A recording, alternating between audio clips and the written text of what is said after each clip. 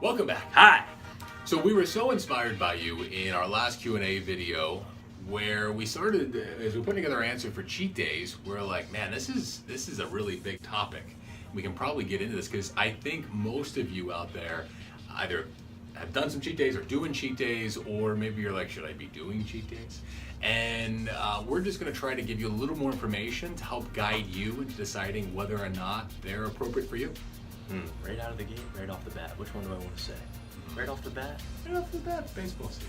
Baseball season. Right off the bat, cheat days kind of imply this negative connotation that doing something bad, you're cheating.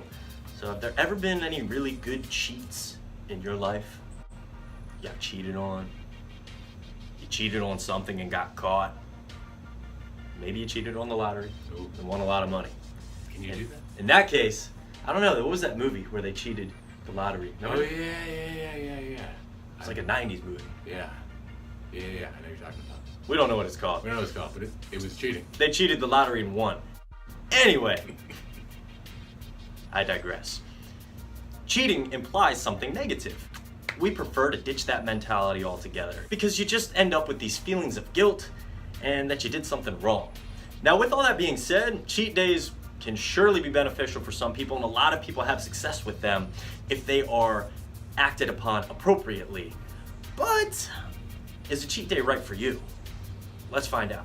So one potential problem with a cheat day is that it can become a slippery slope for you to kind of get off the wagon a little bit with healthy eating and good habits. For example, you might have one cheat meal, or you have a cheat day on Saturday or Sunday, and that turns into the next day, and then the next day, and then the next day.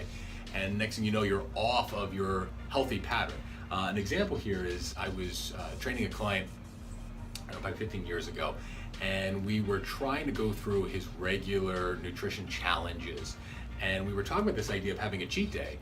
And he flat out said, nope, I don't want to have a planned bad day because I know I'm gonna screw up at least 2 or 3 times already this week. And I do that now on top of my already bad days. I'm gonna be eating poorly 4, 5, 6 days a week. So for some people, the idea of, okay, having this bad day is just gonna derail me from having a good week altogether. So for people like that, probably not a good idea. Could be a key to open up Pandora's box. Absolutely. And a lot of times the cheat meal can bring us into this almost addictive-like mentality. Yeah, it reminds me of a recent Joe Rogan podcast. He had Rob Wolf on the show, and Rob Wolf, if you're not familiar with the name, he's pretty popular amongst the fitness community and paleo diet. He was talking about cheat meals, and he likened that to a heroin addict and getting their next fix. So just that anticipation to open up the box and get that injection, they were just building that up, that moment up. So they start thinking about when are they gonna get that next treat, that next indulgence of food. So their whole week becomes centered around that. Let's say that they're cheating on Saturday, and Monday through Friday they're just thinking, wow, I can't wait till the weekend rolls around so I can eat all of that delicious gluttonous food.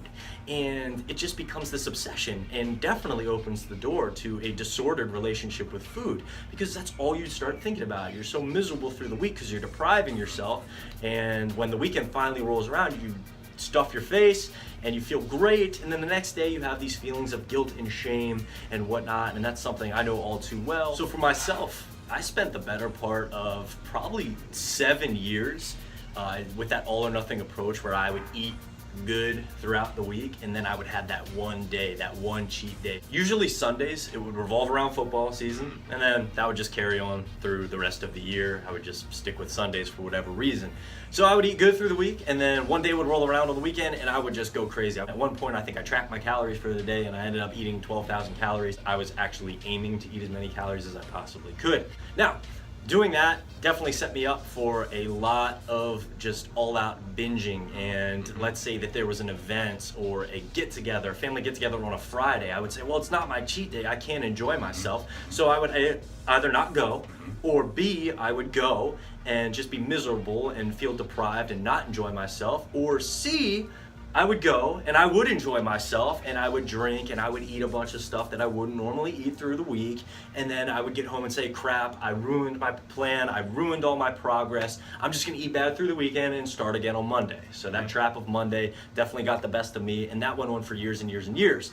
Last year I had the most success with the whole cheat meal. I would go 6 days eating, relatively good, define good, whatever that meant.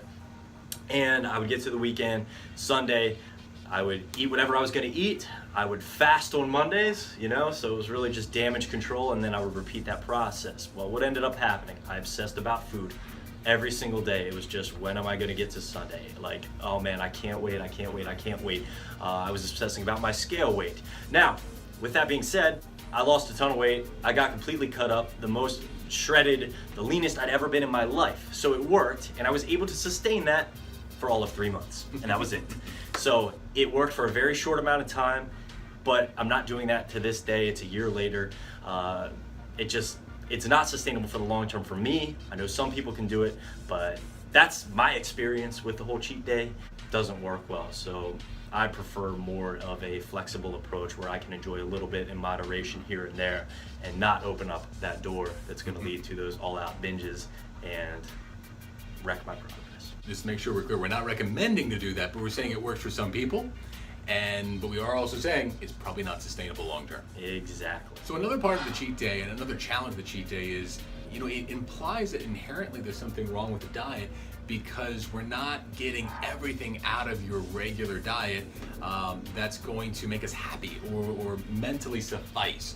So we do the cheat day because, oh my gosh, I'm so tired of green beans and broccoli all day long, every single day. I'm going to gag, I'm eating so much of this. So there's probably something wrong with that.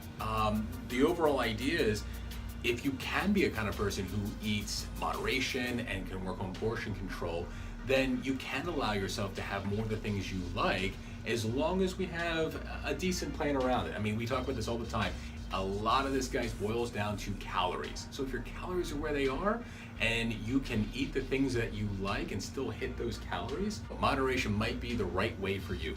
So the most important thing, are you the type of person that is gonna thrive on a more flexible approach, or do you need strict rules? So if it's a flexible approach and you can eat a little bit of those foods that might be a little more high calorie or junk foods that wouldn't normally be in a strict dietary approach, but you can moderate your intake day in and day out and enjoy a little bit and still keep your calories under check, then that might be something worth looking at for you. It's sometimes referred to as flexible dieting, or if it fits your macros, there's a ton of different names for it, but we simply look at it as enjoying food and in a reasonable amount. If you're somebody that responds better to having a strict set of rules where you just feel like, hey, I am gonna open up Pandora's box if I, on a Tuesday evening, have a couple of potato chips. I'm just gonna want more cookies or this or that. Whether or not you eat that much more or not, you just feel guilty about it, then you might do better having a strict protocol. In that case, think about then framing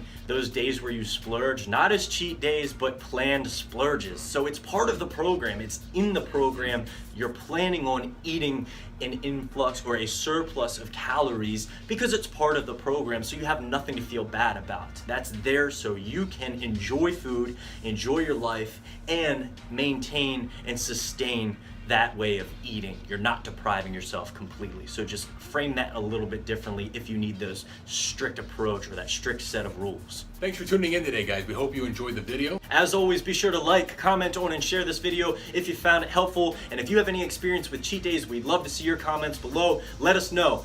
Until next time. Yep. Thanks for tuning in today. Nope. Dude! One more time. That one's sick. Bam. I didn't think it was gonna be this bad. Yeah, me either. I really didn't. I was like, It's not the heat, it's humidity. it's the